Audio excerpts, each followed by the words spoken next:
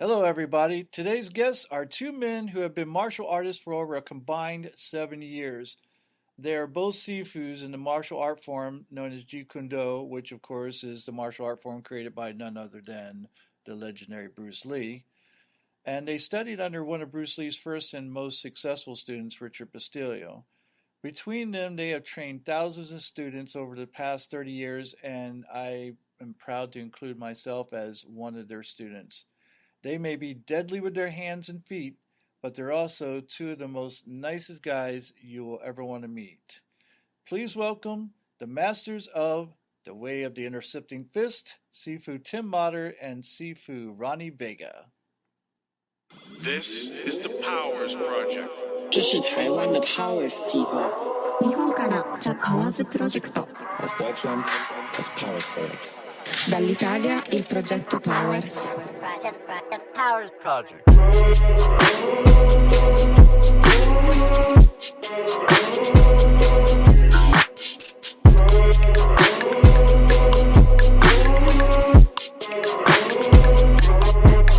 Project. Okay, here we are today with Ronnie and Tim. How you guys doing today? Good, man. Good. I'm here. Excellent. It's good to see you guys again, and it's been a while. So I'm really grateful to have you guys here. Thank you. I know you're both extremely busy, and it's like I almost had to like twist Tim's arm to get him down here. Not that he didn't want to be here. He's just like I said, look, right. I just go, look, I'll do whatever it takes to get you down here. So I'm glad you guys took the time out to come down, and I really appreciate it. So let's just tell the listeners a little bit about yourself, Ronnie. Tell them about yourself. Also, make sure you talk about the fact that you make movies, and Tim, what you do as well. Besides the fact that you guys do Jeet Kune Do and teach people about Jeet Kune Do and how to do it and all that stuff. But tell them what else you do as well. Okay. Okay. So tell us a little bit about yourself. All right. Well, my name is Ronnie Vega. 41 years old. I'm married. You don't look it though. Don't drink and don't smoke. There you go. Hold on to your age as long as you can. Too much. I come from. I'm a military brat. My father was in the Army for 21 years. So we traveled around a lot. I spent most of my life in Europe, in Germany. Nice. Our last 6 years in Germany was in Berlin, Germany, when the wall was up and when the wall came down. Oh, that's so cool. So we were there in the moment of history. You know what I mean? Did you get a piece of the wall? I do, but you know what? I got a horrible story about that. Really? It's real bad. Tell me. Well, we collect all these pieces of the wall. We collect barbed wire, all this cool shit, right? Can I curse? Yeah, of course you can. can. All this cool shit, right? And now, Ronnie. beep. We don't edit, so it's a little too late. So years later, right? My dad, he's like in a bad mood. It's like years later. We're living in Fort Campbell, Kentucky now. My dad's in a bad mood. He goes in the garage. He's cleaning shit out, right? And there's the box of our Berlin stuff. He just throws it in the trash. What? In the trash. So we only have maybe one or two pieces left that my mom kind of hid around. He was like in a pissed off mood. I'm like, Dad, that shit is history, man. He's like, I don't give a shit. He just throws it. Dads are like that. When they get mad, they don't give a damn about anything. So I come from a military. I'm a military brat. I'm proud of it. I've been doing martial arts for since I was 5-6 years old. Well, sort of. I kind of quit when I was 13. I didn't think it was cool anymore. Because you're a teenager. Yeah. You're worried about girls. Yeah, worried about girls and playing basketball and shit like that. And but my dad was the Army boxing coach, so he would train us in boxing. Just for self-defense purposes. I always tell this story. I got back into martial arts when my dad retired and moved over here to Florida. A gang was going to try to jump me at a gas station for no reason.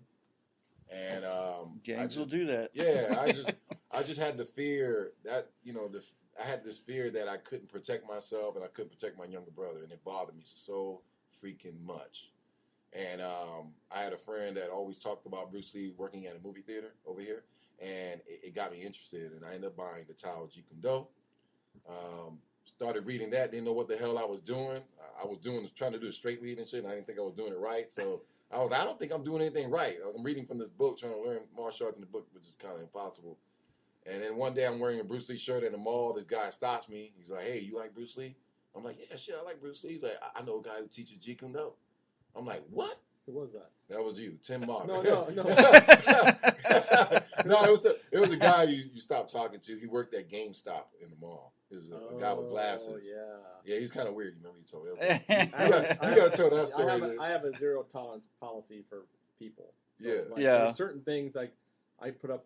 I'll tolerate nearly anything for most people, and then there's just one little thing that you just do these like. I don't know. You know what I mean? Like you do this thing, it is unforgivable no matter. Yep, I'm exactly. I will cut your ass. I don't care. We've been friends since I was born. If you step across that line and you know that line and you do it anyway, you're done. I'll pretend like I never knew you. That's exactly what it is. So. Okay. So the guy gave me Tim's number and address. I mean, I went the next day, and then I joined. And ever since then, I haven't been able to get rid of him. He hasn't been able to get rid of him. You know what I mean, I've outlasted all of them pretty much. Right? Yeah, that's what 21 years. 21 years. Wow. Yeah. I'm a Jeet Kune Do instructor under Tim and under the late Richard Bastille. I'm also a private investigator.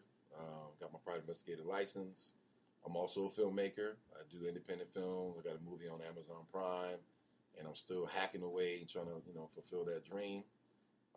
So that's about that, man. You're not trying it, brother. You're doing it. I'm that's doing the thing. it, You yeah, are. I'm You doing really. it. I mean, you don't let anything stop you, and that's what I love about you. Like you go out and you get shit done, regardless. He means he wants to get paid to do it. Not he'll do it till he dies. Yeah. He wants to get paid. I want that big ass check. Right. Exactly. And that's all I can do. Yeah.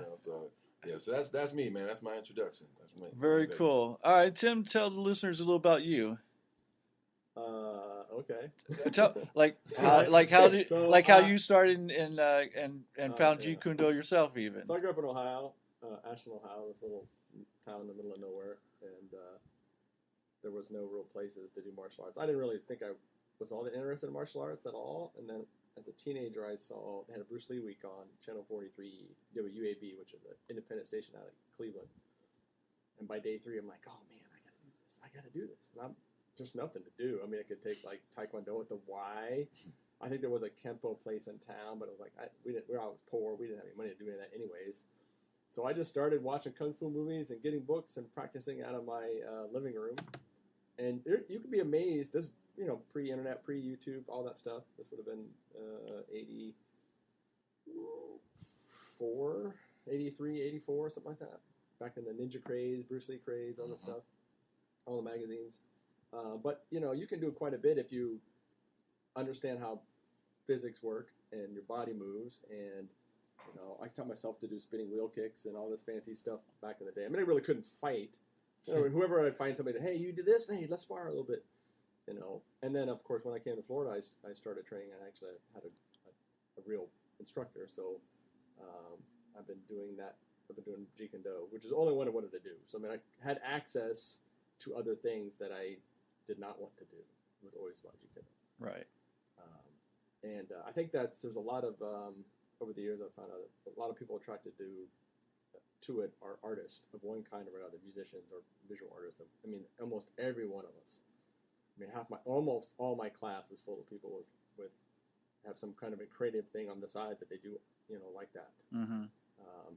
And a bunch of programmers too, which is weird. I got a whole bunch of programmers, and maybe there's that creative piece in the programming. Right. A lot of programmers and a lot of artists.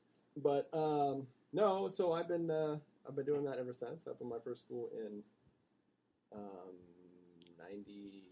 It was 98, September of 98. I remember because we had a New Year's 2000 New Year party at my house with a whole bunch of foreigners that were. One of my students was a English language teacher at UCF, and he was teaching foreigners that English as their second language. So he would bring them out of my class because every time he brought somebody in and signed them up, you get an hour private lesson, which he never took advantage of. He had like 12 or 13 of them. We had one of our classes. We were counting off. We were doing like a chain punch and counting off to 100. And there were 10 different languages. We were counting. They had to count them off into whatever language. Oh, I remember that. Mm. You remember that class, right? Yeah, it was I crazy. But anyway, so I have Yeah. a house full of foreigners. It was really fun, for the 2000 thing. But and I've been training ever since. So I do, I'm an artist. I have a bachelor's degree in graphic design, and I teach at the LA Film School now. I don't teach film; I teach graphic design and drawing. But I've shot a short film over at Full Sail. 20-something. Ronnie was in that. Yeah. That came out pretty good. Yeah. So I've written a bunch of screenplays. I've been runner-ups in a bunch of screenplay competitions and stuff. So it's like, thanks to him and his buddy that were, hey, I can do this film. I'm like, well, shit, I can do that too. Let's do it. So he's much more passionate about making them. I don't have time to go make a film anymore. Right. I am doing a puppet show though. Oh yeah. The Space Pirates thing. We've been doing puppet things. We got some demo. We have some test footage and stuff shot. And That's cool, man. it's mostly me not having the time to do it. You know, Tim all by himself playing with puppets. no, it's not just me. I got another 50-year-old. No, it's two old weird dudes. Two 50-year-old Oh, dudes. it's two in my old garage. weird dudes playing with puppets. Two 50-year-old dudes playing around in the garage with some puppets. Okay, And it sounds funner than it is. I bet. That's a story for another I time. wish all you puppets were real. Well, here's what I'm going to tell you both.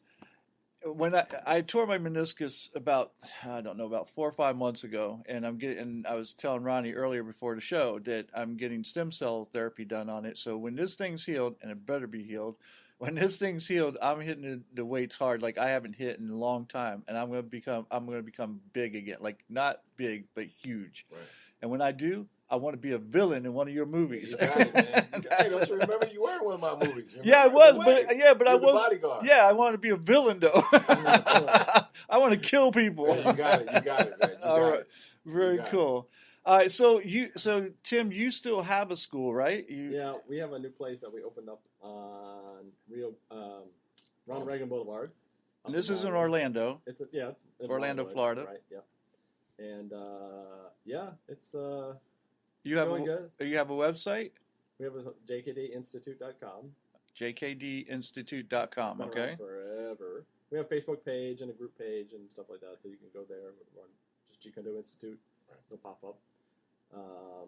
We offer classes in Jeet Kune Do and Eskrima and grappling and basic like boxing, kickboxing, fitness things. So a little bit of all that stuff, and then train people to fight MMA, Muay Thai, stick fighting, whatever. And we actually do LED saber because we're not allowed to call it lightsabers, but that's what it is. for combative purposes. So it's combat version. It's Right. not playing around, swinging around. This is a combative. It's kind of a mix between, when there's a bunch of different styles that are actually, it's a bizarre world of, and two of my other apprentices under me, Joshua and Chris, they're the ones that run that. They have Orlando Knights of Light is their Facebook page. It's a lot of fun. Just go in there, swing some stuff around, and get some, It's body cool, movement man. around. It's You fun. should do it. If you like Star Wars, you should do it. I did it. I'm not a big Star Wars fan. I mean, like, it's It's fun. okay. Get to- Who else doesn't want to go like? Well, yeah, swing around a lightsaber? 'Cause that it's would actually, that would be fun, but It's fun. yeah. I enjoyed it. So I'll tell you this: when I first met you guys was when you came into the gym that I was doing my personal training at, and I was watching you guys, and when they told me that you did JKD, I'd always I'd never seen anyone who actually did JKD. I'd done Taekwondo, but I wrestled for years, and so I boxed even. One of the things I saw that match. don't even talk about that. I was so out of shape. I was like I was just sucking wind. But the thing is that because stand up isn't my thing. I've never cared about stand up, and because once I get into the ground, then that's my game. The thing what I wanted to do was learn how to go from stand up to ground and do it without putting myself in danger, and that's what I saw you guys doing. I was like, holy shit, that's what I need right there. And so, what I did is, because you remember there was another group of guys who had a class in there like MMA, Yes. and their attitudes were just like your basic, they're Assholes. assholes, not muscleheads, because they're not even muscleheads, they're just assholes that want to pretend like they're the toughest thing on the planet, and they're not. And you guys had a whole different attitude. And what I noticed with your students is your students tended to be more thinkers. Like they were more mature. They were more polished, if you will. And these were people that you would meet that didn't have any attitude whatsoever, and yet could kick ass. But they didn't act like it. And so that's how I why I came up to you guys, because even when that other class was trying to take over the mat and stuff, and Oh, in the God. time that I was like, what assholes? And then you guys were being so nice about it. I was like, yeah, this isn't right, you know? Yeah. And I so, remember so I knew that you had what I was looking for, and that's how I came to know Tim and Ronnie myself, and so I joined your class, and I learned a great deal. And then Like you quit. I didn't quit. You moved. Yeah, You well, moved yeah. across. Yeah, you moved. You had stopped before I moved. Though, Yeah, but so then that's I kinda came interesting. back, and Where did I move after Rio Grande? I went all the way up to Longwood. That's yes, why. exactly. That's when And it it wasn't wasn't that I worth quit. it to you to No, drive. it wasn't that it wasn't worth it, to but like you, Longwood. no, it wasn't that it wasn't worth it. It was just I really didn't have the time at the time, and just like with you guys, I've been so busy with everything, I didn't have the time. Otherwise, I would never tell. In fact, I sent people to you. I go, yeah, if you guys wanted a real martial art form to learn, I go, that's the martial art form to learn, and I go, he's up in Longwood, but he's worth the drive, and I would never say that you weren't There because was Lane would drive. Yeah. At the time when he started, we were on Rio Grande. yep. Well, even when we went to Longwood, he was living down by Universal. He would drive. It would be a 4 to 5 Lane, minute you know drive what? back and forth. to Lane go to class. is one of the most dedicated and loyal people. Like I love Lane. He's Lane just a Davis. he's just a great guy. Oh, yeah. He really is. And that's my dude, man. yeah, I love Lane, man. He's just like, he like did- Santa Claus. and he has Only shorter. and he has so much heart. Honestly, he Yeah. has so much heart, and and he's not one of these guys who is blessed with physical talent, if you will, but by working hard and Yes. continue working and working, he's gotten better and better and better Yeah. to where he's made up. Because there's some people who are just blessed physically, Right, right. and Lane wasn't one of those people, but he never let that stop No. him. And and That's I admire people like that who Yeah, me too. so Well, he you have really there's three kinds of people. You got people who have no physical talent whatsoever, or very little. That would be a Lane. right. And then you have people who are incredibly gifted, and a lot of times the people. Well, and if you get people like let's say the NFL, how many people have the physical talents to play in the NFL? Lots, but they don't have the heart and the will and the desire to train that hard to Right. use the talent. So Right. talent is not going to keep you there, and it won't even get you there. You have to work it. You gotta And work. then you have people at the bottom end who work their butts off just to get to where the guy who was talented from day one started at. And it's like those people have to put in more effort, just like just like Absolutely. a champion. So Yeah. there's all the people in the middle who are somewhere. We're always everybody's on the spectrum anyway. It's not really you're not extreme either way. But for every MMA champion, it's like they had to be a great athlete first, and then they were trained properly. And they put in the hours, hundreds and hundreds of hours to be as good as they are. Exactly. So, yeah, I think so. Lane puts in hours and hours and hours. He does, and again, you won't find more committed or loyal, or I mean, just good, solid. He's a good dude, man. Yeah, he is. He's just a good, solid person, Yeah. and I just admire him. And that's one of the things I remember training with him. I remember going out running with him, and like he was, he just would not stop. And again, you have to admire people like that. But again, as I talked about before, I come in and I feel like I'm pretty, physically, I got quite a bit of talent. Not to mention I wrestled for years and years and years, and I came into you guys, and and with having that much knowledge as I have with grappling, you come in with a certain attitude, like, oh, I know most of this shit, Right, right. And Tim would sit there and tell me, like he'd sit there and say, "Don't step in." Don't keep walking in. You Right, keep right. leading with the same foot. And I'm like, yeah. So, and then I was sparring with Scott one day, and Scott's like, Tim, he keeps stepping in, and Tim said, "Well, take advantage of it." And so, and so I stepped in when I shouldn't have, and Scott kicked me right in the gut and dropped me like a bag of. I mean, I just dropped like a bag of rocks. And I'm like sucking. I can't breathe. And you had at least 100 pounds on him. Oh yeah, easily. Yeah. Well, I wouldn't say at least 100 because Well, he maybe had to be. I'd say 50. He was over 200 pounds. It But- wasn't but- over 200, he was smaller than me. no, he What? wasn't. Oh, yes, he was. No. Absolutely. You remember Scott? I don't remember. Scott, He was a man. black belt. I think he was. And- Something else. Yeah. But Right, and something else. But that doesn't matter. He kicked me. I wasn't ready for it. Like I've had Tim kick me as hard as he can with my stomach. I'll tighten up my stomach. And not as hard as I can. it wouldn't matter. I still could take Still could take it. I could still take it. It might sting from you kicking, but I could still take it. But I wasn't ready. And when Right. Scott kicked That's me, the worst. We can try it right now. I can see what these headphones. I'll do it. No, I'm gonna hurt you. You're not gonna hurt me. I promise. After stem But- cell. yeah, exactly.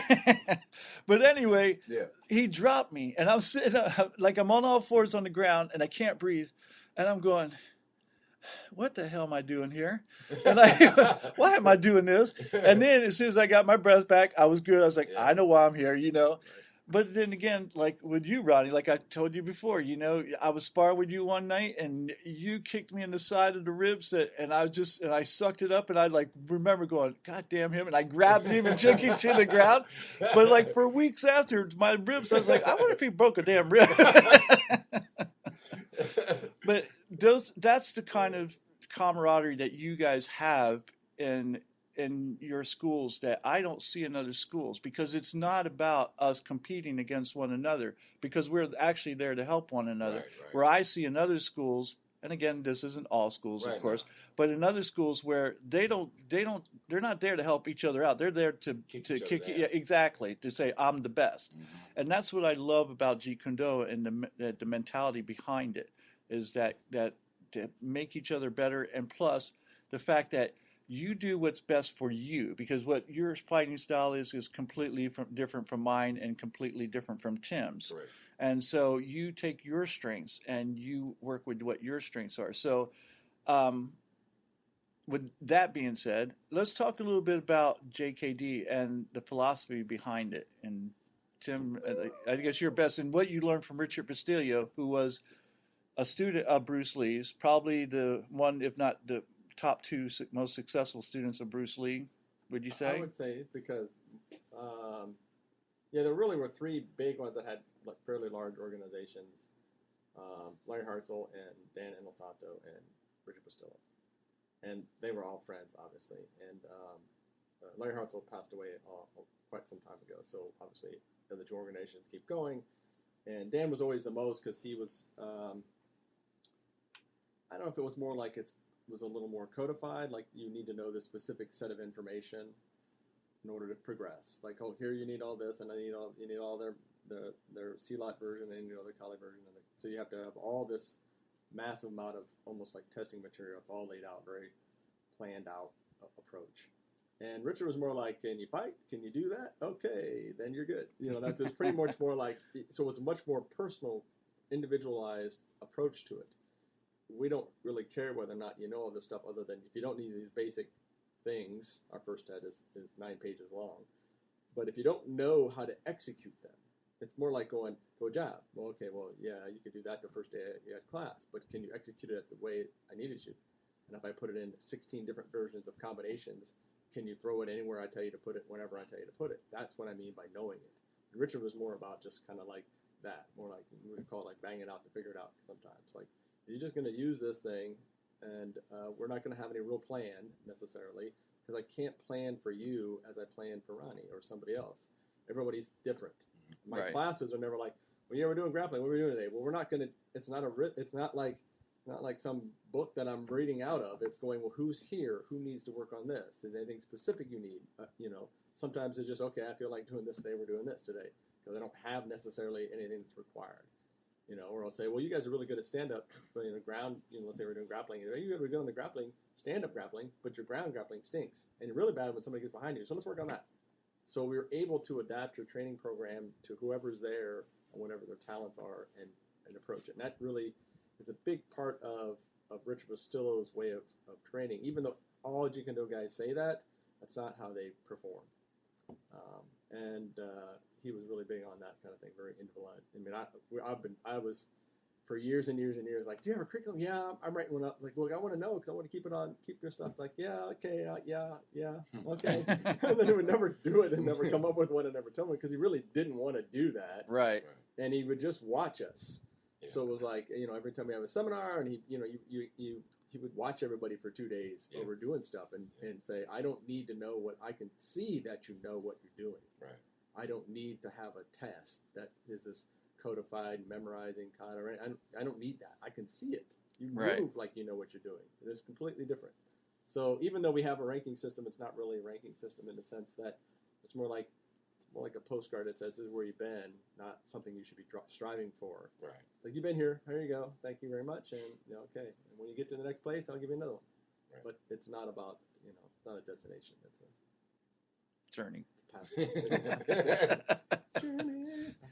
So he would, I mean, but Rich would look at more like, like your students. He'd be like, all right, students look good, so Tim must be doing something right. Right. That was part of it too. Like, once you get to the instructor level, it was like going, all right, is he an instructor? Is he instructing people? Are his people getting better? And if I see the same guys every couple, look, is he got all new students every time I see him? Or is he continuously, he has a bunch of the same guys over and over again that keep coming with him? That means that's another problem, because you have people that going in and out of a place. You can put up with somebody's bullshit for a while. That's some information you want. The guy might be a real jerk, but if he's got something you want, you'll stay there until you've got it and then leave. Yeah. It's I have guys with me. Well, the instructors. I mean, I think the youngest one would be the Abiola's been here the least. He's just became an apprentice over the summer. He's been with me 6 years, so not what I consider a short termer. Right. So, Josh and Chris have been with me over 12. So they were kids. Wow. Right. Yeah. Right. Yeah, man, they were kids. They're 20 something. No, man, I think they were almost like in high school. Yeah, they were just out. They were just out. 19 or 20. They were not. They were kids to me. I remember. Now like, they're 30s. Yeah. Yeah. Well, yeah. So yeah, it would have been right at that time. They would have been right at that age. But yeah, they're both apprentice instructors now. They're going to become associate instructors. So David's been with me since right when you started. Rio Grande. Right. Yeah. No, he was on Mills. No. Yeah. He was on Mills, because I remember David. Because and then David, Chai was with me with the first school with Ronnie. Yep, Chai. Him and Shaw. Yeah, They're both. Chai. They're coming back.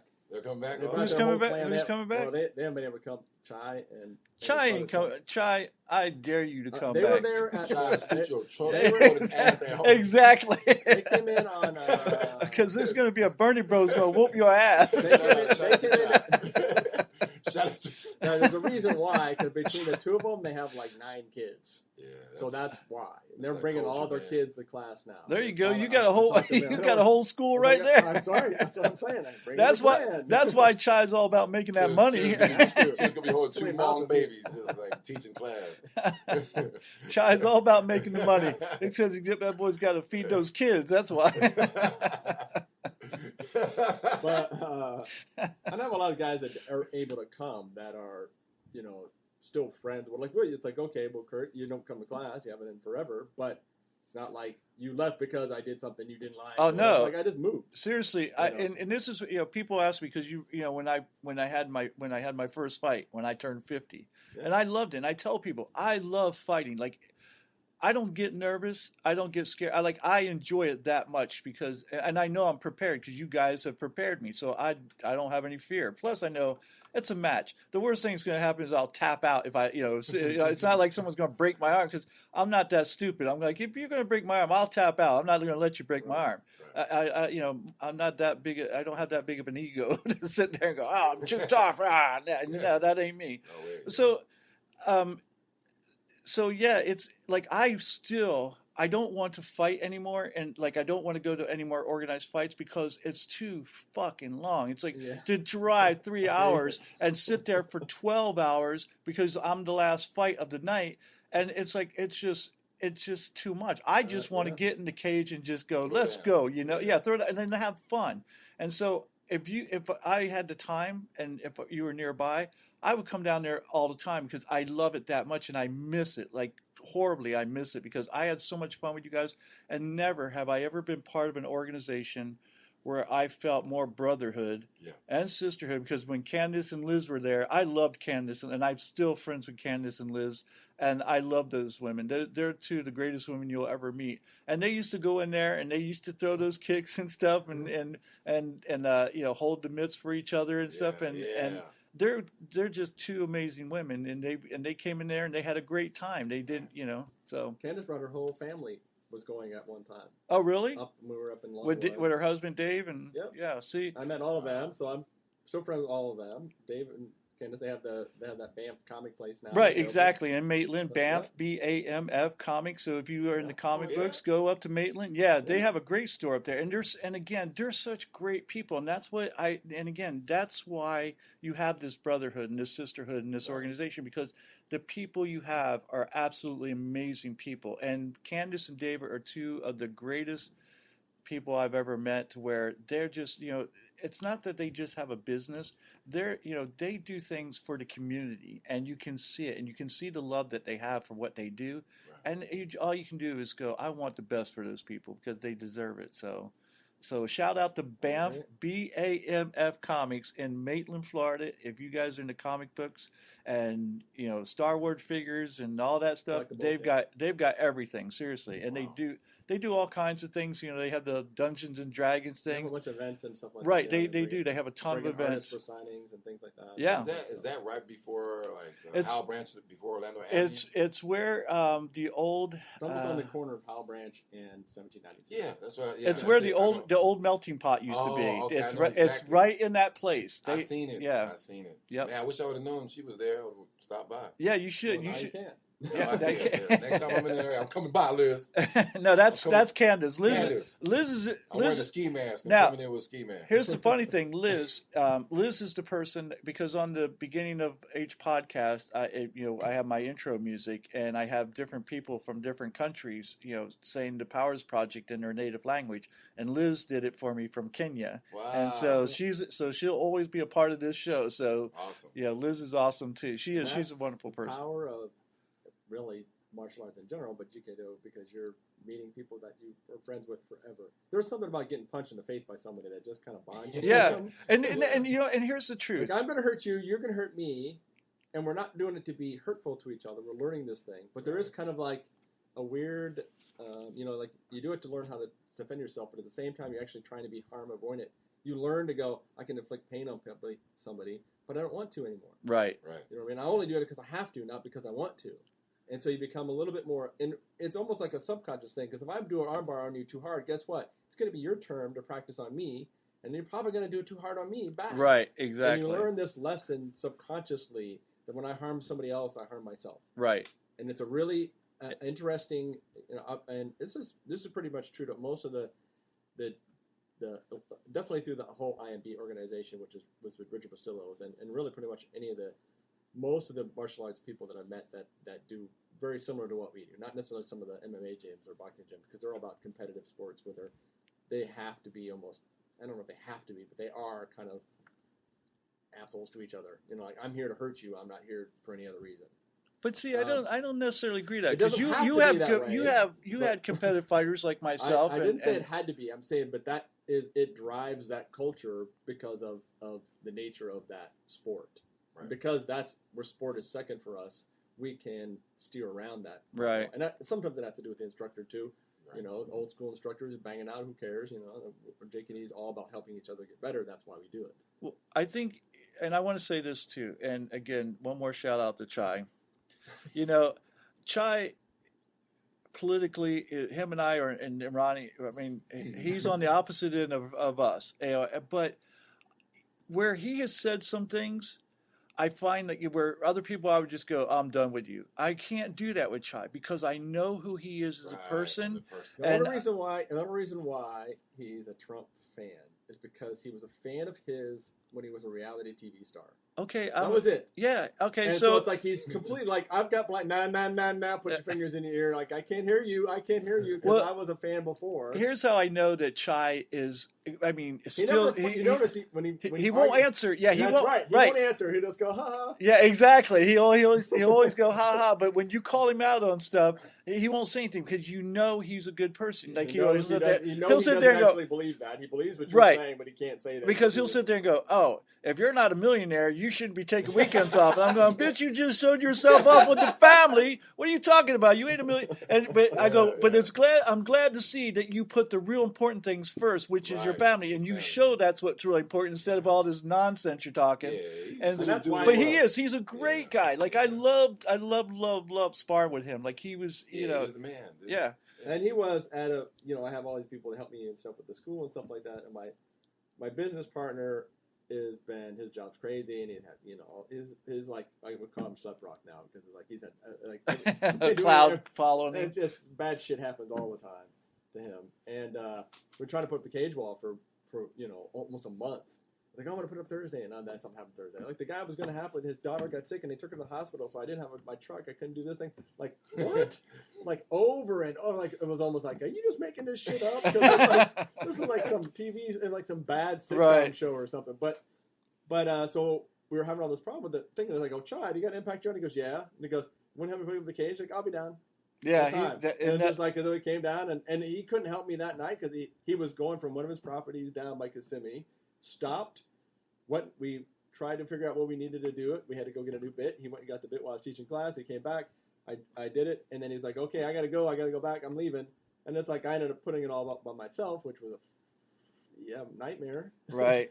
But it would have not got up at all if it hadn't come in and brought what I needed and helped out. Well, yeah, and you know, David Branch is another guy. Just love him to death, and you'll never find. He teaches our Saturdays. It's very MMA for fitness oriented, so it's combative but fitness. So that's he's perfect. All our fighters. That's perfect for him. He's a full instructor under me for MMA. So yeah, he can. You know, he's cornered for some pro. I've MMA never met guys. anyone who lives, sleeps, drinks, eats. You know, he loves that stuff, and it shows though. I mean, you know, I've known him for 10 years now, and he's just as energetic and same day, full out. Oh yeah. And I have another story about that. He has one speed. He does. He does. Yeah. One time I was sparring with him, and I don't know how, but he dropped his hand or something. I hit him, and I didn't mean to hit him as hard as I did. And I didn't hit him hard, but I hit him harder than what I should have.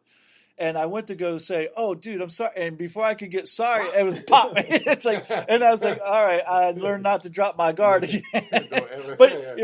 Again, he didn't do it out of meanness. He just did it like out of response. Right, exactly. He's like, don't stop, let's keep going, you know. And so Dave's another one. And I don't spar with Dave because I know I have to go like that. Right, exactly. Yeah, I don't want to do that anymore. I'm training people. I don't need to get the hit down. One last person I want to bring up him if I'm going to fight him. Again, I don't want to do that. Is Matt, and I know Matt's. Where's he at now? I don't know where he's at. They moved to California. They went to North Carolina. I think it was North Carolina. And then he got a divorce, and he moved back. What? And it was like, I don't know what's going on. So I haven't heard from him in a while. Matt's another great one, and I love sparring with him. And he's somebody who continued to get progressively better.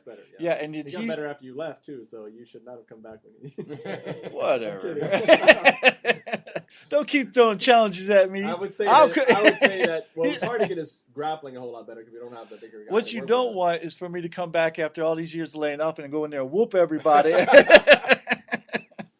Just lay on us, big man. All I can say is I actually don't have any heavyweights right now.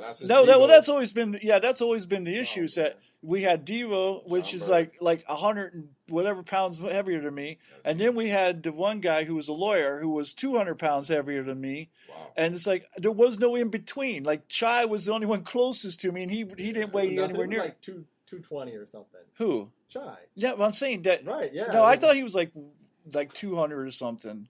No, he would go. Well, he might be 220 now, but I don't know what he is now, but not that much. He's about the same. Chai's the same. I think. He's the only one that's the same. Yeah, Chai got a little. Yeah. Got thicker. I don't know if it was just like fat or thicker. Yeah, that's what it is. You become a dad. Dad. Exactly. You gain like 25 pounds. You don't even know it. They don't even tell you until you see it. Yeah, exactly. Damn, is that me? Yeah, you didn't do that though. Yes, I did. Oh, yeah, he did. Oh, well, you aren't now.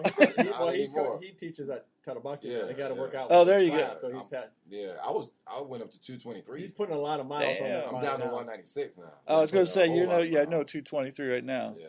I ain't going to talk about mine. But anyway, so let's talk about a little bit more about JKD and the philosophy behind it, what it means. And we didn't just do that. No, we didn't talk about the way of the intercepting fist. We didn't do that. We didn't talk about. I don't know. We'll let Ronnie talk about it. Yeah, come on, Ronnie. Let me see if I learned you right.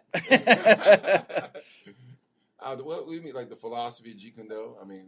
Well, we did talk a little bit about how there is no real form as far as like katas and things like that because everything's going to be different depending on the person that you're training and what their weaknesses and strengths are. But what was the whole philosophy of Bruce Lee with the way of the intercepting fist, which was basically, don't get hit exactly. Do whatever it takes to win the fight. Yeah, you know, yeah. the most simplest techniques. Just get the shit over with. You Right. know what I mean? Don't be worrying about blocking and all this other shit. Just get it over with. And I think that's important. And what you just said is the simplest techniques. And I think a lot of people think Bruce Lee, because of the movies they saw him in, is that he was. That wasn't really Jeet Kune Do. No. Right, exactly. He would talk about it in a bunch of the things. Right. And there would be glimpses of it, especially like an End of the Dragon and stuff like that. That was kind of part of this little philosophical approach to what he's doing. But most of the other stuff was just him playing around, having fun. That's not how we would fight competitively. So, and it's most of the YouTube JKD stuff you go is just garbage. It's fucking horrible. It's I'll tell you being a little more diplomatic about I'm it. not happy about it. It's pretty bad. I'm and not really, happy it's because they about it. focus on a lot of. So here's the thing. So Jeet Kune Do means the way of the intercepting pitch, which just simply means that if you move, I'm going to attack you. Right? Right. And anything you do, you're attacking me, you wind up, I don't care, I'm going to attack you. Now, whether that's a punch or a kick or a takedown, it doesn't matter. And the reason why that's our primary philosophy is because if I'm attacking you, or you're attacking me, and I defend, and then I defend something else, I'm eventually have to attack you to stop you. So why wait until I could potentially get hurt by defend, then, okay, now I'm going to make my return attack. As you move, I'm just attacking you, right? And then, if you're attacking me and suddenly there's something hitting you in the mouth, like, wait, what just happened? I thought I was the one in charge. Well, now I'm in charge, and now you're on the defensive, and I'm going to win this fight now. Almost instantaneously switches the switch. So that's an important part of it. Now, how you train that would be essentially, of course, we train it that way, but it's like it's a collection of principles on combat, which are true no matter who does them, right? How you express that principle is completely different. It's kind of like physics. Or you're saying and that's a principle. We're saying we'll go attack the person straight away.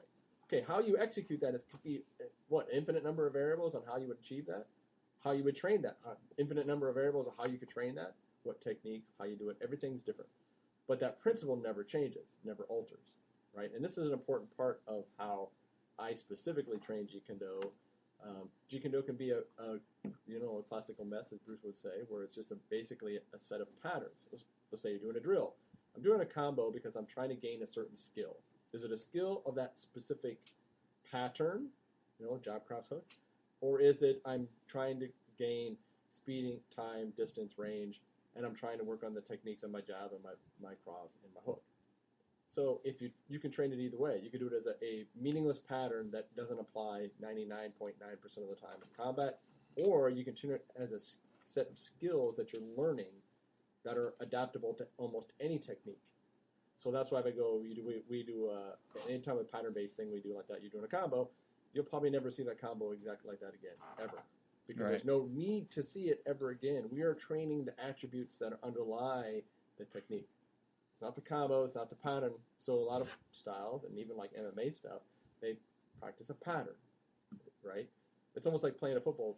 Here's the play you're supposed to be running, but it never looks even remotely close to what you started. It's like, the play starts, and then all hell breaks loose. Right. So we want to train for when the hell breaks loose. So you can start it that way. And then the other one is if you're doing a drill, what happens is you do the drill because you're trying to gain a certain skill.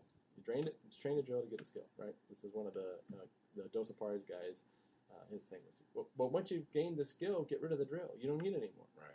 And that's what happens. People stay doing the same basic shit over and over again. Patterns and drills. They never get any better. It's like you're doing the drills, right? You're great at the drill. You learned the drill 6 years ago. Why are you doing it? Right. You're not gaining anything. You're wasting all your training time. So we're big on removing all that stuff. And it's really noticeable. If you go to one school and you come to my school, your buddy you and your buddy joined at the same time, and you went to your buddy went to a different school, and you came to mine. You over the same time period would be drastically better than your friend, because almost everywhere else trains to that pattern. Do the drill over and over and over again, and even though you know it, you're still doing the drill some more. And we are going, as soon as you get that drill, we got to challenge it. We got to pump it up. Let's make it change it. Make it harder again. How is it not harder? We're going to find a way to make it harder, because that's how you get better. Right, exactly. Because it is going to be different with each person that you face. So you need to make it better because I noticed that because what did we call that? The Krakatoa I used to do. Krakatoa. Yeah, on Matt. And I used to be able to get Matt in it and make him tap immediately every time. Until one day I ended up doing it on somebody who's much smaller than Matt. And so there was a space in there that was never with Matt because Matt was a big guy. So when I put the Krakatoa on him, there was no space. When I put it on this little guy, all of a sudden he's moving his head. And I'm like, why is he moving his head? But it was because he was much smaller and I wasn't able to close that gap up the way I could on Matt. Right. And so, it was a movement that I learned, but I need to learn it in different ways because not everybody's the same. Right. So yeah, I understand it. It's funny because you mentioned MMA, and I noticed in the past years when we had Anderson Silva and Machida and a few other guys, they were using JKD, John Jones. Yeah, they were all using JKD. They weren't saying it, but they were, and they were doing exactly the same thing. In fact, if you remember Anderson Silva's many of his last fights, like everybody's caught on that he wouldn't attack them first. He was waiting for them to attack, and then he would hit them. Right. And so they're sitting there having to stare off because neither one of them wants to attack. And so they're just like, you come. And they're like, no, you come. And so Anderson Silva fell prey to not adhering to the primary principle of Jeet Kune Do, the way of the intercepting fist. So he would do his one knockout, and it was like he would slip. I see this coming, right? And that's a big part of JKD is being able to read what's coming so you can deal with it. Yeah, you can't intercept it if you can't see it. Right. So he slip, and then, oh, shit, I got hit. Instead of going, if you can slip it that smoothly, he could have hit him. He chose not to. Well, he played around. That's just it. He fell to his ego is what because and then a lot of times what happens is when somebody that does what we do gets beat, it's get beat because the guy did exactly what we would do to beat what we would do. Right. So there's a counter to everything. So it's like, oh yeah, see, they read that. I mean, he got his leg broken, and that's how we would defend that. I think on Anderson Silva's case, he just got bored, man. I think that's what happens when he was you're because ahead you're of the time. best. Yeah, he was so exactly. You know what's funny too? If you watch his older fights, that is not how he was an animal. No, he just would go blitzing in there like barrage, like shotgun method, just shoot. He was an animal. He was an animal. And then he went, oh wait a minute, I know Jeet Kune Do now. Yeah, I can do this stuff with ease. It's almost jokingly easy. And that's what Ronnie, what you were saying. He was so far ahead of his time, as far and so is John Jones. Yeah. As these two guys were way far advanced above here's anybody the thing, else. Too, is they may have not actually been doing Jeet Kune Do at all from an actual Jeet Kune Do person. Now I know they were had to have been. I mean, they both have been caught wearing Jeet Kune Do shirts. But they had to read up on something. But here's the thing. Yeah. Because the truths of those combats that we use are not specifically to Jeet Kune Do. Everybody who succeeds in any competitive, they're using the same principles. Right. Not to the extent that Silva was, right. because I'm saying again, they look like they knew what the principles were, but he wasn't using an outside lead the way he was supposed to be.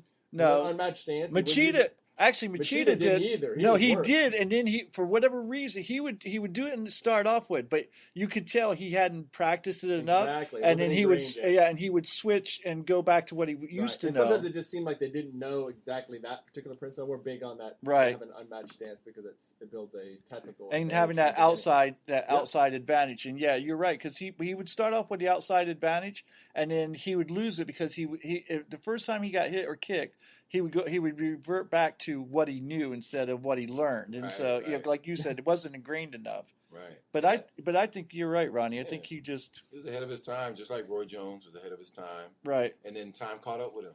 Yep. His age. It's not just time, but it's like even with John Jones. John Jones was showing shit that light heavyweights never seen before, and then all of a sudden people start learning. Even what's his name?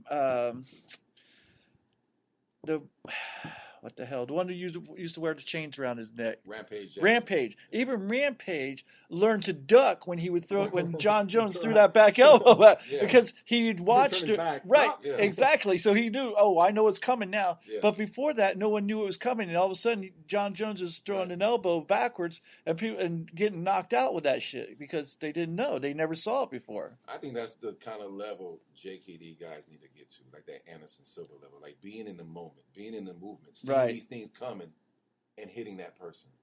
in the movement, in the moment. You know what I mean? I think nowadays, if you look at all these damn YouTube videos, which I can't stand, Yeah. they're standing right in front of each other, and they're just trapping and doing all this other bullshit. That's never gonna. They're doing the drill. They're doing drill. They're not Right. gaining the skill. They're Right. just doing the drill. And they practice like they know what's gonna happen. Right. They're training as if they know exactly what's gonna happen. You can't train that way. So you have to start off with the movement. You have to start off with distance. You got to start off with movement.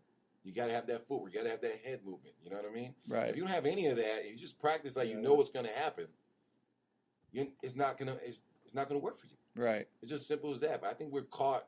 A lot of JKD guys nowadays are still caught in the 70s and fucking 80s. Still, Yeah. we gotta let that shit go. We gotta see Right. what Lomachenko's doing. We gotta see what Yeah. John Jones Okay, is now, doing. okay. We gotta see. Bruce, no. but that's what Bruce Lee did. Bruce Lee No, looked at right. Muhammad Ali. Bruce Right. Lee looked at all these fighters. If you want to see and how created this thing. if you want to look at that, Jeet Kune Do applied to boxing, Lomachenko is a JKD boxer, 100%. He's right-handed. He leads with his right. He throws a vertical fist through the center when people put their guard up. His footwork is exactly how we train our footwork. It is not normal boxing footwork. He moves like we move. His tactical setups are our setups. He is literally how I would train one of our boxers to fight. What about Ruiz? Ruiz. Yeah. Which one? Wasn't Which it one? the There's a whole bunch the of heavy Ruiz fighters. the heavy Which one? the heavy 100. No, yeah, that's true. The heavyweight who just won, who wasn't expected to win. I think that's his last name. Against Joshua?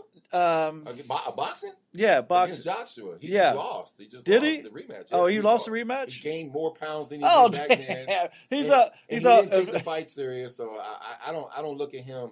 He for his size, he has very quick hand speed. That's about Right. it.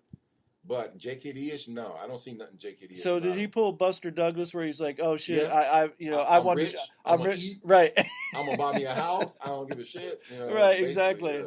Yeah. God damn. But that's the level we need to try to start looking Right. at. We got to stop thinking about shit from 70s and 80s. That's all I'm saying. Well, and that's what I think Tim was saying. So JKD is about. It's ever evolving. It's always growing. It it's needs always to evolve. changing. It Yeah. needs to. Otherwise, The evolutionary right. word. Otherwise, you just get caught, like you guys have been saying, doing the same thing, and people are going to catch on to what you're doing, and all of a sudden it's not they're going even so much about them catching on to it because it's if I do my job right, it doesn't matter because there's the physics involved of what you're able to watch when I'm doing it. If I'm hiding it well enough and I'm throwing it, if I'm non-telegraphing, the point is that you don't see it coming until it's too late.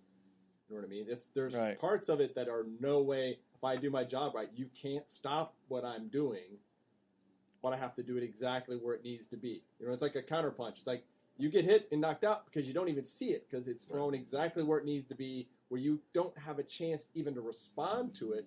And it's like, blam, what just hit me? I don't even know. I didn't even see it. Exactly. That's the dangerous It's part. like the 49ers when Roger Craig used to Oh, run good 5 God. yards pass over the middle, and Montana dumped that little thing up, and he did 20 yards each time. Bam, you can't Well, stop I'm, it. I'm glad that your 49ers are doing so well right now. My Browns still suck.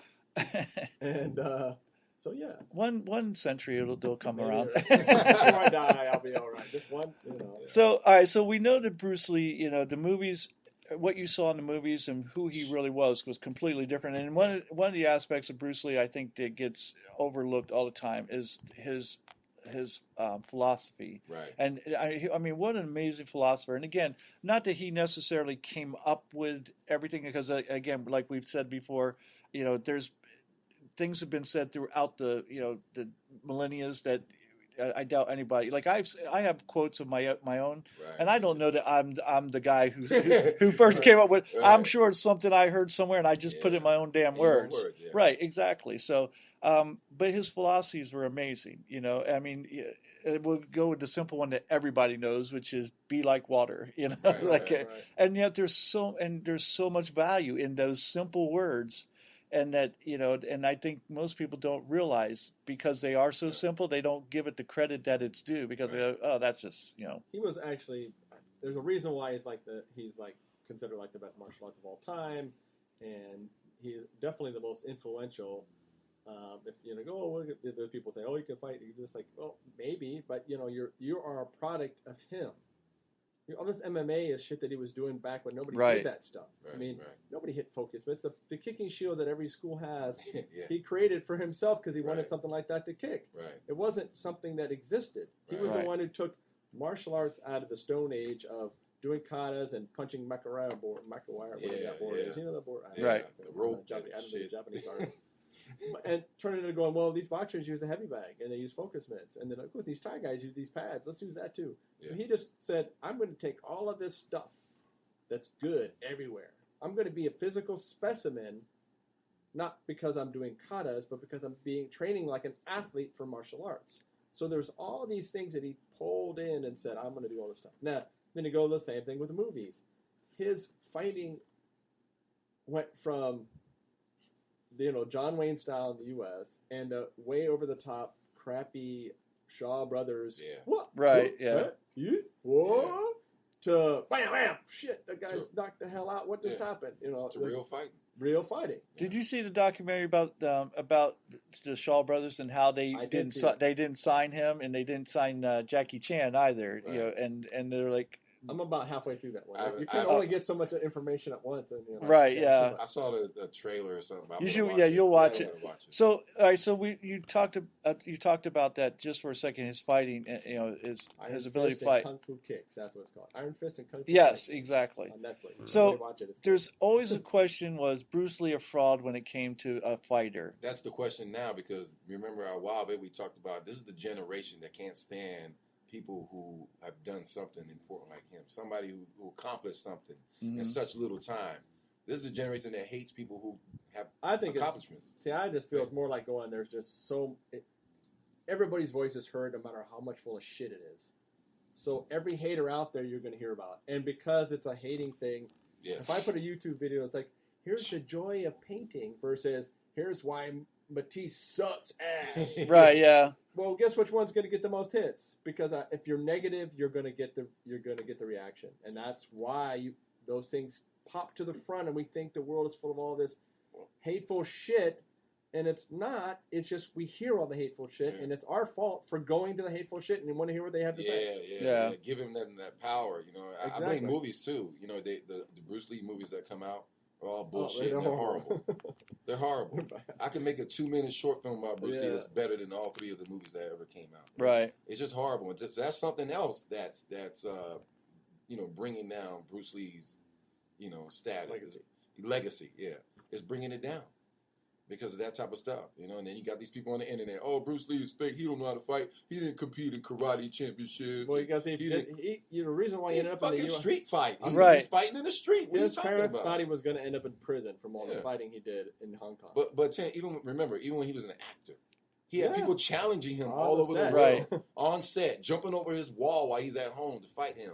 Even Weintraub, I forgot his name, the big director, Weintraub, even witnessed it. Remember, and he says the story. They were sitting somewhere in a cafe, and some guy challenged him, and he was like, let it go. Bruce was like, no, I got to do this, and then he ended up beating his ass in a couple of seconds. That was it, But how come nobody's talking about that? I think well, part of it is like with this Quentin Tarantino movie that came out a while back with the Once Upon a Time in Hollywood or something. Yeah. And tried to show that that Bruce Lee was an egotistical guy. He did have an ego, and he had a temper, but you had to. Right, you had to. I mean, first off, you're Asian, and there's never been an Asian leading man, and it's not like they were just going to go. If you're timid and soft spoken, like they were ever going to give you a break in anything. You had to be that showman. You had to stand out. Otherwise, you would never get noticed. I mean, who wouldn't have that type of attitude? Like, I know something you don't know. Right, yeah. You know what I'm saying? Right. It's just... Tarantino, what he did was just horrible, man. Yeah. He made a big mistake with that. He pissed a lot of people off.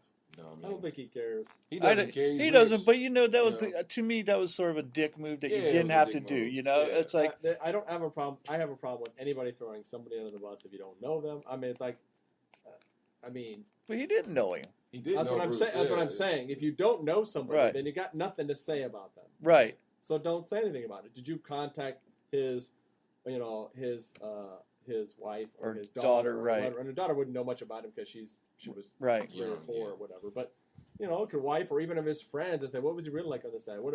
Even people who didn't like him, what was he really like? Or ask someone like Jackie Chan, Not who just actually, to make up some- where Jackie Chan Yeah. talks about what he was like on set, and, They all what do. and how Yeah. bad he felt when he hit Jackie Chan, and Yeah. Jackie Chan's playing up to he's hurt because because Bruce Lee's like paying attention to him. You You don't know, hear any stories that he was an asshole. no, you don't, and No and real so story. I haven't heard any real story that he was an Right. asshole. The only time I kind of like, I thought something was cringy that I heard when Dan Inosanto was sparring him, and Dan Inosanto got a good hit on him, and it pissed off Bruce. yeah, well, And then probably Bruce put it on his ass. You know Yeah, what I it mean? probably Well, hurt. now, Or- admittedly, that happens. But then he said something else too that I guess Inosanto was a little bit timid sometimes and soft, so he slapped the shit out of him in the face to get him going. Yeah, get him I angry. could see that. But that's the only Some thing. of I that has would, to do with an instructor thing, and some of it Yeah. has to do with like, I remember John Daniels was out there. I apologize, but what?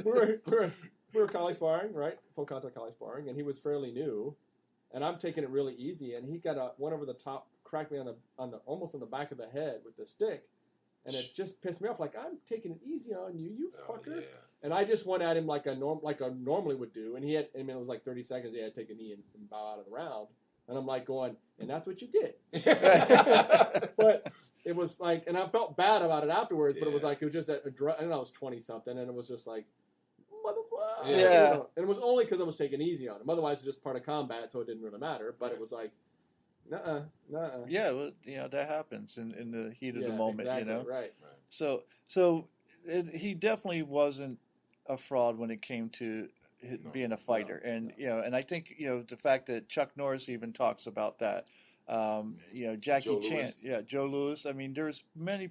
I mean, who are experts who would know if he was a fraud or not, and they all come to his defense and say, "Oh no, he was even more." It's sort of like back in the day when I first learned boxing. I learned it from a guy named Manny Roble, and he was ranked in the top 10 in the world in heavyweight, and he was Muhammad Ali's sparring partner.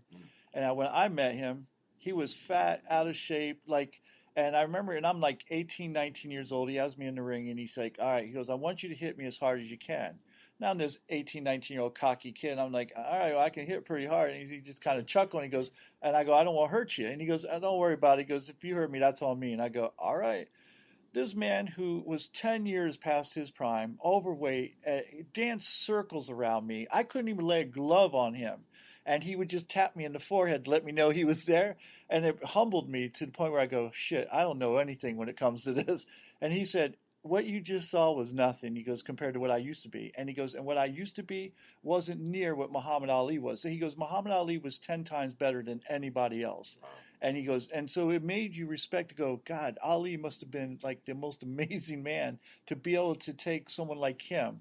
Who later on he had some guy came into a bar because he was talking to his girlfriend or whatever, and he didn't know. And some guy came in the bar with a bat and hit him in the back of the head. He shook it off and beat the tar out of that guy. I was like, anytime you hit someone in the back of the head with a bat and he don't go down, you either better keep hitting or run for your life, because it ain't gonna fit. It's not gonna end well for you. But I mean, it just shows you that kind of talent. So when you have people like Joe Louis, talking about how great Bruce Lee was, you can only imagine how good he was. Even there's a video out there with Jim Kelly, who passed away. He was the Enter the Right. Dragon. He talks about it too. He's like, I'm not gonna say no names, but I was there when he sparred these champs, and he wiped the floor with them. He made it look easy. But I'm not gonna say no names. I don't want to hurt nobody's ego. Part of Basically. Right. Here's the thing. Okay, so this is an important thing to think about. So when I've trained a bunch of competitive fighters, and sometimes when they're doing what they're supposed to do, they literally will make the other person look stupid. It'll be easy. It's easy for them. Right. And what it is that there's how we tactically set up a fight and things like that. If you know what to do and you know how to watch what's happening, and you're not just going there, bang around, and figure, you're a better athlete, you win.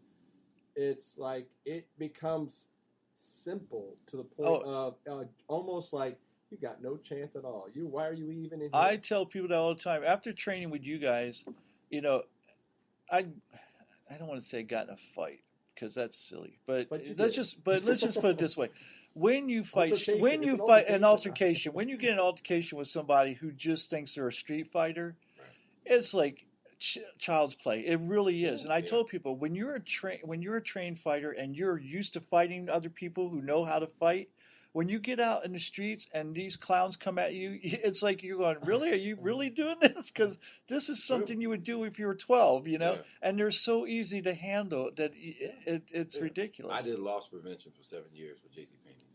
I did not throw out one punch at these people. Yeah. They threw punches at me, but I was still able to control them, head Right. manipulation, all that other good shit, put them down, handcuff them, that was it. Sometimes I talked them out of it. Two things: eye jabs, hitting to your nose, hitting to your throat, your groin, and your lead leg, maybe your knee or your shin. That's all I work on. I'll slap the shit out of you with my hand, to the side of your ear. The easiest techniques. I know I can land an eye jab on anybody. If you're close enough, I can get you, and there's nothing you can do about it. Not a damn thing. It takes one finger and one eye. I know Tim doesn't really like that whole eye jab shit, but to be honest, if you coming to rob me, if you come and do something bad to me, it's me or you. Right. I'm going home to my children. Right. I don't know about you, but I'm going home to my kids. And here's the thing: is like I don't use that particular one because I don't like it for me. Not that it's not. It's using the same thing. He's intercepting. I would knock you unconscious. I wouldn't have to poke you in the eye. It's a much smaller target that I'm comfortable trying to throw as somebody's coming towards me, right? So I'd rather just punch him in the noggin or do the ear slap like he's doing it. Yeah, the ear slap is. I love that.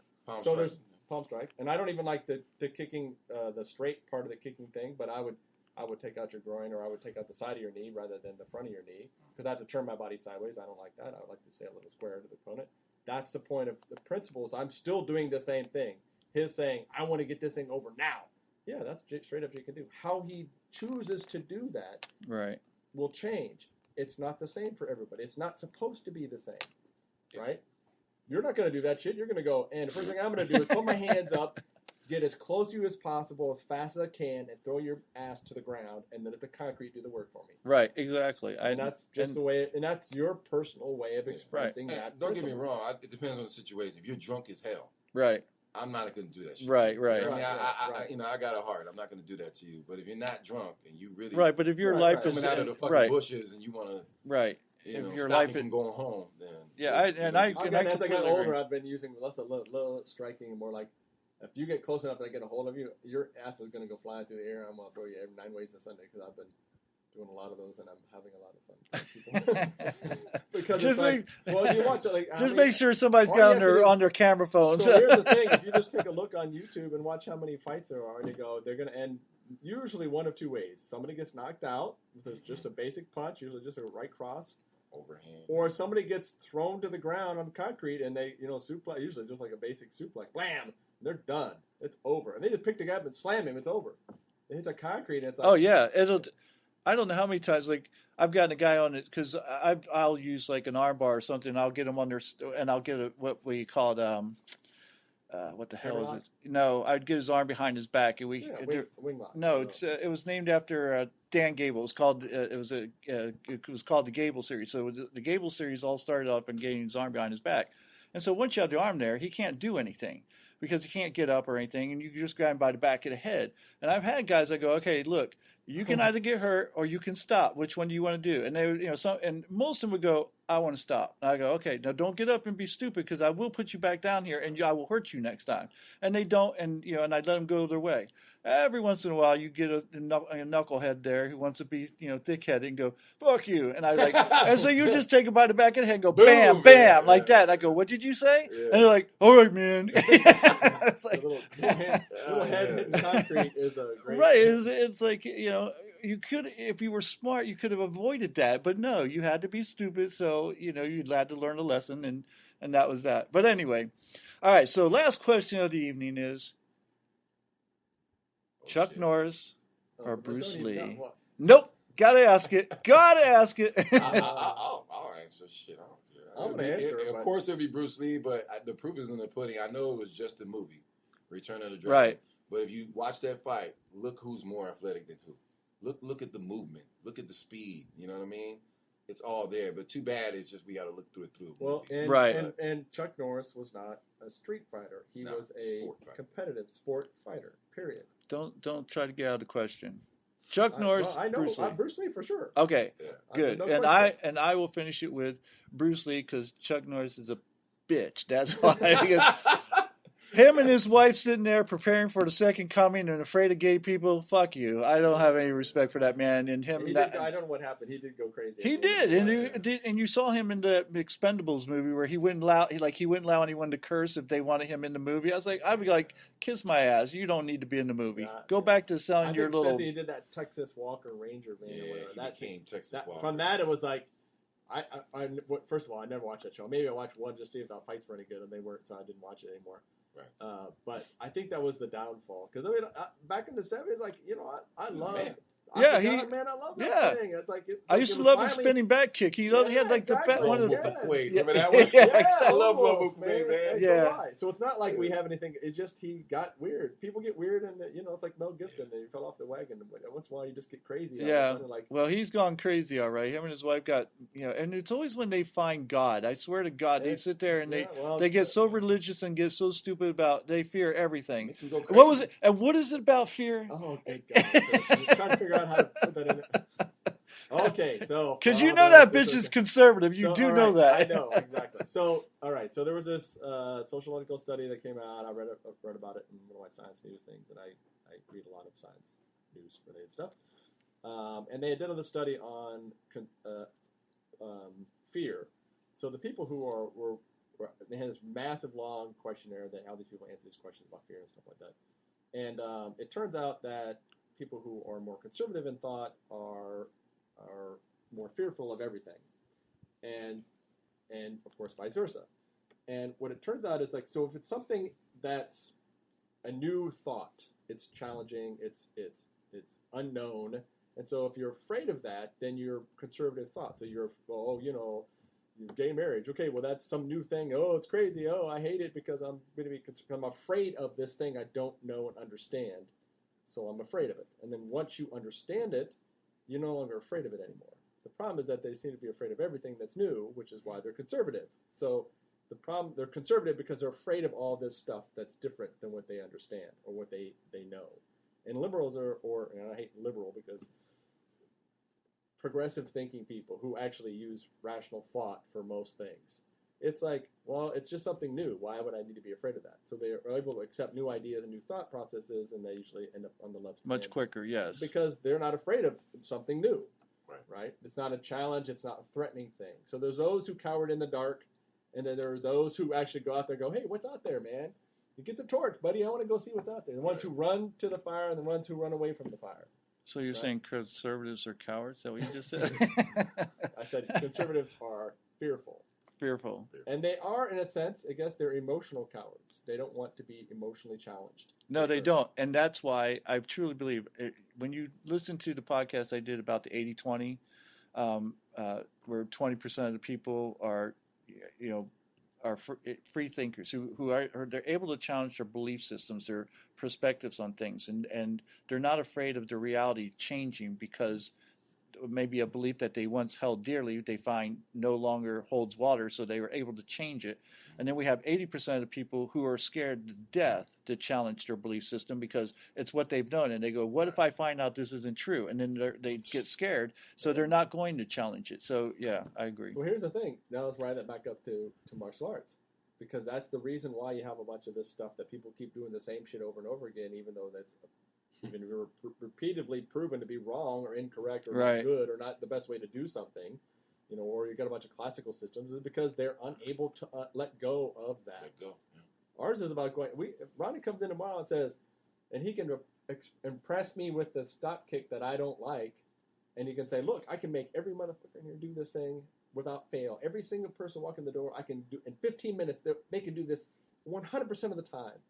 I would go, well, shit, let's teach that all the time now. Right, Not because but I don't like it. Yeah, you don't accept it that easily. Well, I know, right? Well, I showed him a couple of things. He's like, he's like, he's going to challenge you first. You're right. But. You're right, because I'm not supposed to just believe whatever somebody says. Right. And you have to. It's going to have to be a significant amount of proof, and the more closely held belief it is. And I'm like, I said it. What more proof you need? I did it once on a guy. Watch, I'll make Matt tap. Watch, all I gotta do is twist his foot this way. See, what more proof you need? I got a 16-year-old protege, man. The girl, yeah. I saw something. 16 years old. Really? She's got the height. She's got the athleticism. She's got the attitude. I like her discipline. You got to Like keep her hands up, though. No other, huh? Got to keep her hands up. Oh man, He always says that. Let me tell you something. I remember my hands right here, and he goes, "Your hands are down." I'm like, "What?" I don't know how many times I heard that shit. I know. Hey man, keep your hands up. You could be all you're doing is hitting fucking pads. That's all we doing. Yeah, That's all we exactly. hitting But you're hitting right? pads with your hands down, which teaches you a habit that says keep your hands down. Well, shit, come hit me then. Thanks. You know, come here. I'll put my hands down. I mean, Well, you know what? listen. Here's the difference. Here's one is you're training somebody from the beginning who's got a habit of keeping their hands down. You don't keep your hands down when you need to because you've been hit and I've been yelling at you for years. Now you can say, believe me, I don't keep my hands up hardly ever now. I keep one up or I'm playing around because I can see everything. I don't need to keep my hands up. Right. But that's not how you train people when you start. The only You got to way, assume they don't see it. The only way they're gonna keep their fucking hands up is when they spar. Right, And exactly. Well, like, it oh, doesn't mean shit. you'll keep repeating them. Yeah. And, you know, Because you remember, we repeat shit all the time to people, and they keep doing the same dumb Repetition. shit. But when they get rocked, I go around and smack them in the head. Listen, Yeah. repetition is king. When you keep getting hit in the head, you're going to put your hands up sooner or later. I actually, we had a guy, a young kid in your class one time that But was. she's going to be good though. But that- she doesn't. She is, You yeah. keep tell her to keep her hands up. Yes. I have to. She's young. She's never actually competed. I have stuff thrown at her. She's yeah. fresh. Yeah. You know what I'm saying? So I have to tell her to keep putting her fucking chin down. Put your chin Oh down. yeah, Chin down, that's hand yeah. up, chin Put your chin hand down. up. That's But she- something I learned. But she The hard way, now right? she's thinking about it, and I Yeah, tell her to yeah. keep her hands up too when she's doing her thing. You know what I mean? But she's in the beginning stages. But what I admire the most is the discipline, is that fire. You know what Right. I mean? She does 2 of my title classes back to back. That's 16 fucking rounds. That's a lot of rounds. No, and plus we do a 14-minute warm up, do 8 rounds, and then we do a 14-minute core workout. She does it. Right. She's also She's an animal. 16, so She's I was probably like 16. that when I was younger too. I did like 3 hours. But I would do man. like 3 hours of training in a row, and it'd But- be like You know, back in my early 20s. and she's But, she's yeah. gonna be my protege, Yeah, yeah. my protege. Well, a female protege. She moves really Yeah. well, and her hands are good. She- You know, she just has to keep her hands up. I'll bring up. We're supposed to set up a sparring match with Marilyn on Saturday. So is she Okay. going to do MMA? Is that she wants. We're going to transition her to MMA, but right now we're just breaking it down: boxing, kickboxing, jujitsu.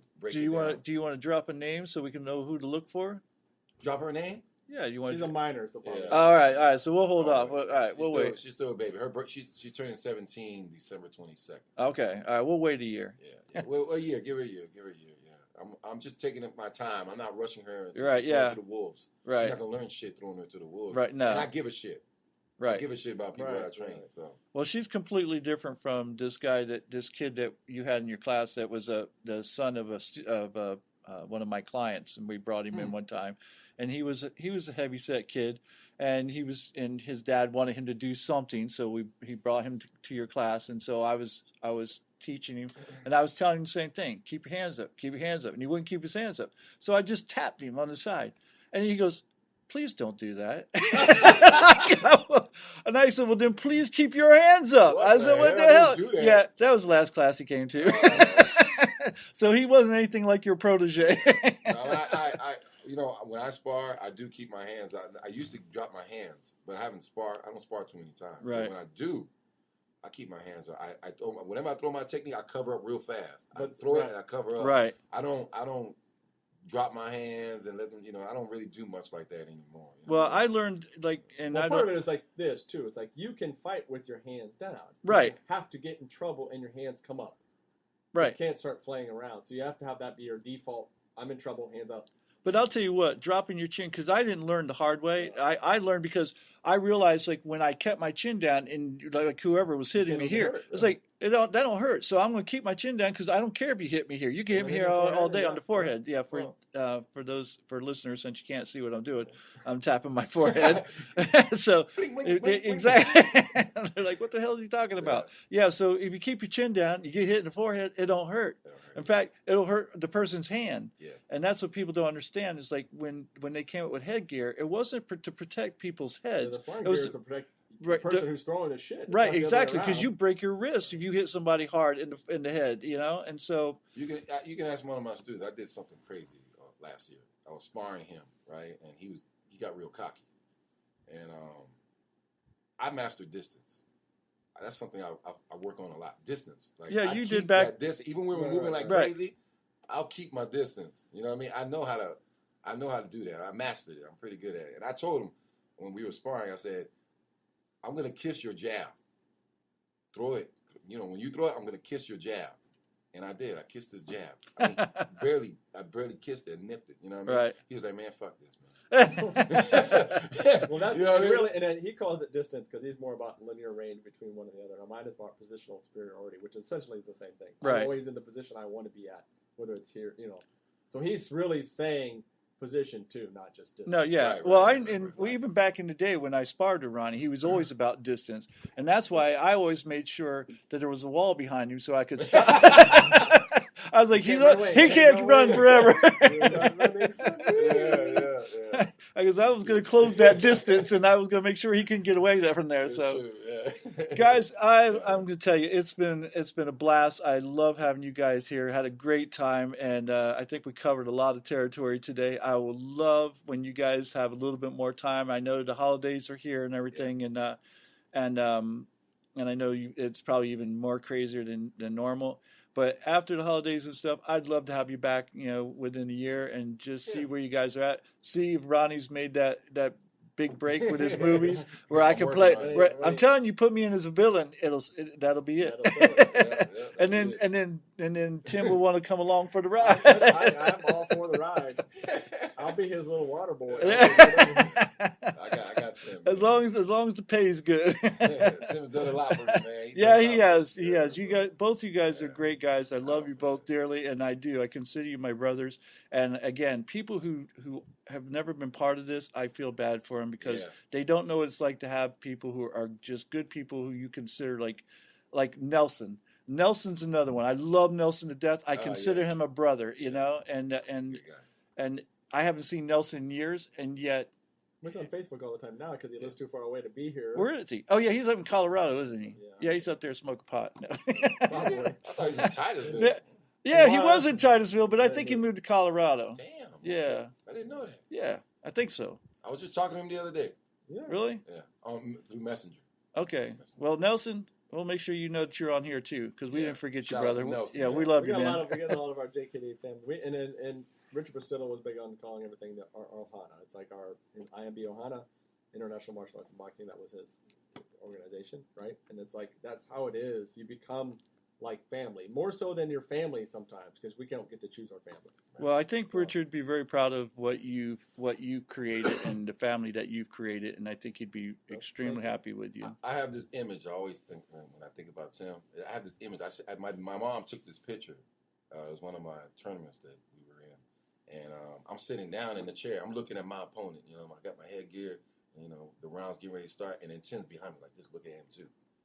You know what I mean? Right. His arms crossed. That picture was so great. And that image always burned in my mind. That's the type of teacher you want. The instructor, friend. Exactly. Like, you know what? You fighting, so am I. So he's already thinking. He's fighting with you. You know what I mean?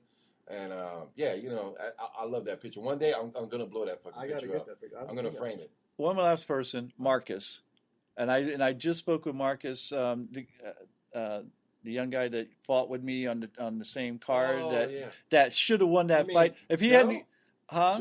Joe, yeah. Last name's Marcus. Yeah. When he came out and he just got nailed with that punch right in the beginning. And if he hadn't got nailed with that punch, because he came back and started just everybody in that audience was going, holy shit. Joe put on a fucking fight, like where everybody else would have just kicked. He fought his heart out. Two things that Seth Petrozelli was the one calling that fight, and he's like, "Oh my god, he's got him now!" Like, holy shit, how did he get out? It was like because he just he made up a couple of months ago. We were like, we don't like this defense. Let's see if we can find something better.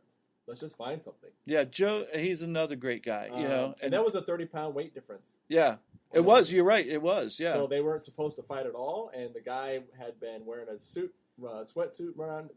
Neither one of the fighters showed up, so it's like. It was a 3-hour drive to get there. It was like, don't fight. Yeah, exactly. And so Joe's drinking a couple of gallons of water and throwing it up right before the fight. And it's like, it was crazy. I should have not let them fight, but then he takes that shot. The guy fought when he walked in the very first opening flurry, and we had kind of like scripted, do a jab cross, roundhouse kick to the head. And he did exactly that. And the guy stepped in and threw a cross exactly like he was supposed to. And 99.9% of the time, that guy's getting kicked in the head. Right. And it was like right in the eye, and it's like, shit. Yeah. But he just kept fighting anyways. It was like the heart in that kid just like, it was great. What a great fight. I mean, seriously, I just thought after that fight, even though he didn't win the fight, I felt like he should have won the fight because he just there was no giving up with him. And again, those are the kind of people that you meet. Those are the kind of people that you have lifelong bonds with, that you go, you know what? Those are good people, good that salt of the earth, and those are the kind of people I want to be surrounded with for the rest of my life. So, and so guys, again, thank you so much for showing up and for being part of the show. And again, I wish you guys the best of luck with this coming new year, and let's get together soon, okay? All right. All right. That's it for today. Thanks for listening, and until next time, you guys take care, and we'll talk to you later.